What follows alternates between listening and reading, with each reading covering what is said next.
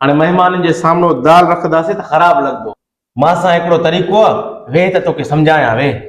मां तोखे चवंदमि वञ गोश्त जी भाॼी खणी आ बोरची खाने सां, तूं उहा प्लेट केरे छॾिजां। मां तोखे चवंदमि छा थियो, तूं चओ अब्बा प्लेट किरी पई। मां चवंदमि ख़ैर आहे, वञ चांवर खणी आ, पर तूं उहा प्लेट बि तूं केरे छॾिजां। मां चवंदमि छा थियो, तूं चओ अब्बा उहा ॿी प्लेट बि किरी पई। मां चवंदमि ख़ैर आहे, वरी मां तोखे चवंदमि जेकी राति वारी दाल पचाईसीं उहा खणी आ। ठीक है अब्बा, सही है। भाउ तो मानी खाधो आहे? ना यार असां मानी न खाधो थे। वञ पुट महिमान जेका कुछ खावण जे कान।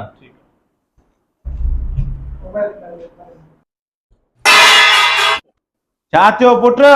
अब्बा उहा रात वारी दाल ही किरी पई।